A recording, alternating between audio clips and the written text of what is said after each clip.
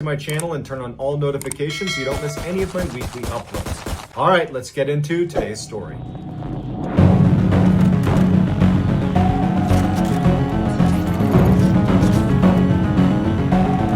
Around midday on September 16th, 2008, the captain of the Staten Island ferry in New York City was looking out at the water just south of Manhattan, and he noticed something bobbing in the water. And he said that it just didn't look right. He was drawn to it. It was pretty far away, but he knew that there was just something off about it. Couldn't tell if it was a person or debris, but either way, he sent two of his deckhands over to have a look. So they hopped in a skiff, they drove over, and very quickly they saw that it was actually a woman. And her face was in the water. So as soon as they pulled up alongside her, the first thing they did is grabbed her head and kind of pulled it out of the water.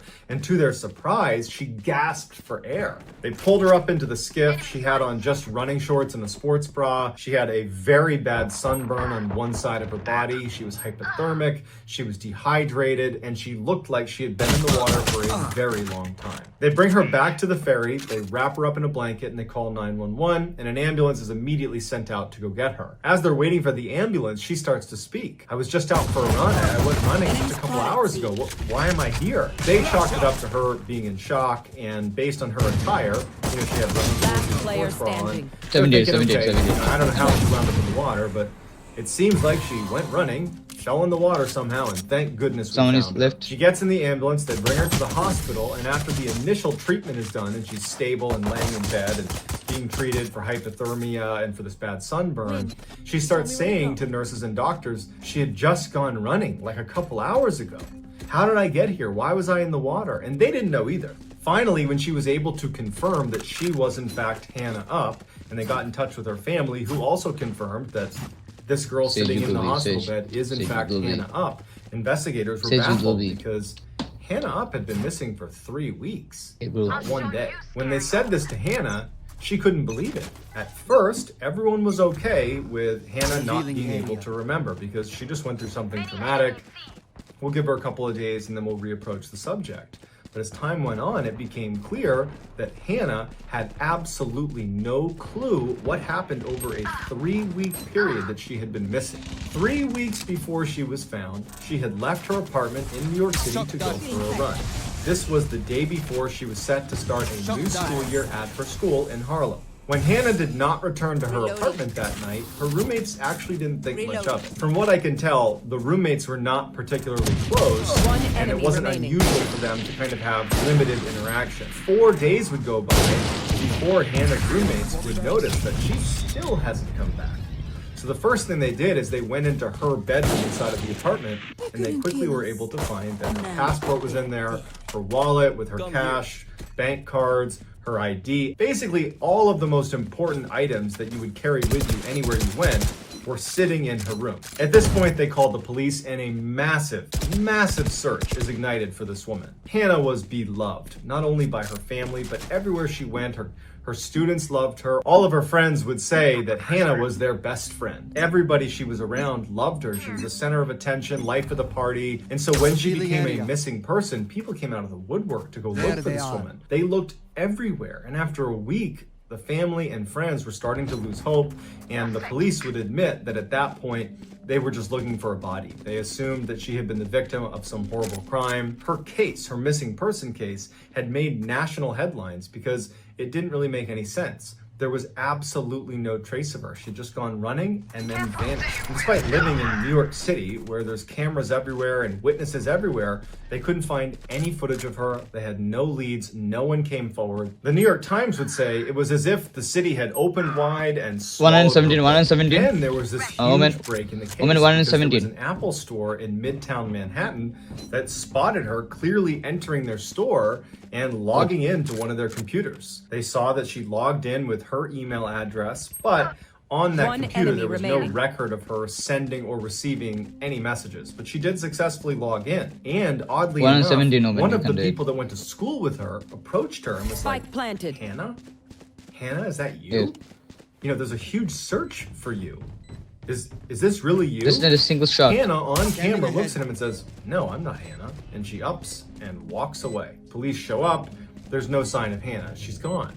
Police took the footage and showed it to Hannah's mother, and she recognized her 100%. That is Hannah, but no one could understand. One diffuse and one. Why would she deny being Hannah? Is she being held Heaven. A day later, Why, she man? popped up on the security camera at a Starbucks in Manhattan. But just like the Apple Store, by the time the report got to the police and they went to the Starbucks, she was gone. Same thing happened at a number of Manhattan gyms where she was apparently going and using their shower and then leaving. And she somehow was able to get inside the gym, but she didn't have her gym pass. So they don't know how she got in. And again, every time police showed up, she'd be gone. And there's lots of other unanswered questions. How are you able to do anything? You don't have your license, you don't have your wallet, you don't have bank cards, you don't have a passport. We don't know where you're sleeping, where you're staying. How are you eating? What are you doing? Where are you coming from? What's wrong? While police were never able to determine where she had been sleeping at night in those first couple of weeks, they did determine that at some point towards the end of this 3-week period, she decided to leave Manhattan. And so she jumped into a kayak off the Chelsea Pier and began paddling south. At some point, we don't know when, she jumped out of the kayak and began swimming south. And after several hours of swimming, she wound up at Robbins Reef, which is this incredibly isolated lighthouse that sits on this tiny little rocky island. Managed to pull herself up onto the island and then sat there on these rocks for almost 24 hours. This is where police believe she got the really bad sunburn. Then some event led to her getting back in the water and kind of bobbing and drifting her way all the way back over to the south side of Manhattan, where she was ultimately spotted and then rescued by the ferry captain. It took police and investigators quite a bit of time to put together this storyline of what happened to Hannah over those 3 weeks. And when they brought it to her and her family and said, this is what we think happened to you, she still had no idea how any of this had happened.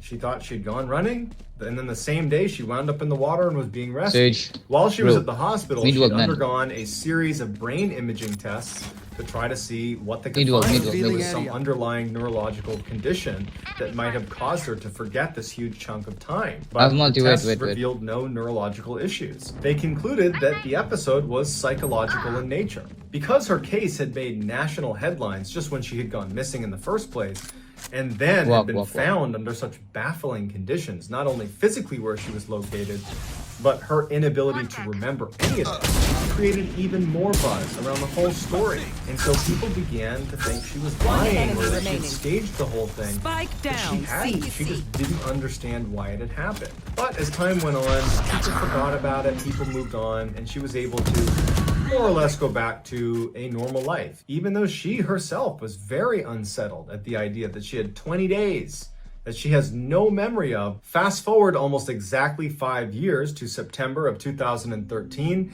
and now Hannah is living in Maryland. She is an assistant teacher at a Montessori school, and Hannah goes missing again. On the day she went missing, co-workers claimed to have seen her just a couple miles away from the school, and they assumed that she was walking to work.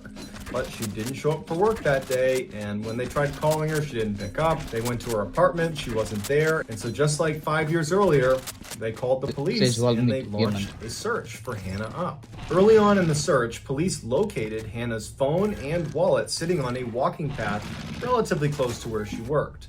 But they started searching the area and they could not find her. 2 days after the search started, Hannah's mother received a phone call from a number she didn't recognize.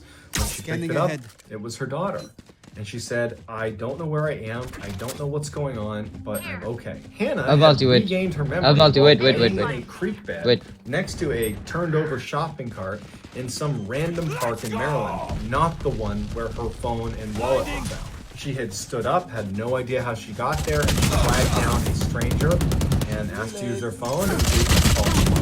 Her family, her friends, the police were all so relieved that she was found and confirmed that much like the last one, she ultimately was released from the hospital and was able to more or less move back into a normal life. Except Hannah at this point felt really nice one, man. She didn't understand why this was happening. Take the gun. She felt really bad about it, and it was clear to her family and friends that she really wished she could somehow have a do-over, just start fresh and start a new life where no one knew her as this person who keeps disappearing. A year after the Maryland incident, Hannah would move to the U.S. Virgin Islands, a popular location for Americans that want to start again or go off the grid. She was able to land Let us hunt.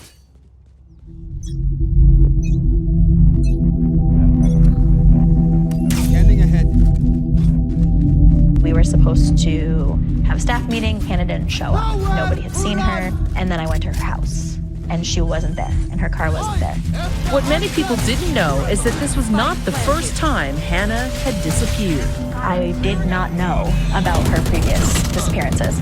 Almost 10 years before, Hannah went missing in New York City. She was found barely alive, floating face down in the New York harbor. No memory of where she'd been for the past 3 weeks. Doctors diagnosed her with dissociative fugue. You know what? Yeah. Missing persons cases, though disturbing and sad, are pretty common, with people disappearing around the planet every day. But the true tale of Hannah Up is much more than your average missing persons case. And it's a strange and mysterious anomaly that no one seems able to solve. Bizarrely, she's been missing a total of 3 times. On the first 2 occasions, she was found. But after going missing a 3rd time in 2017, no one has been able to locate her. And at the time of writing this video, she's still missing. Sage, man. But the whole tale is even Meatball. stranger than it first seems.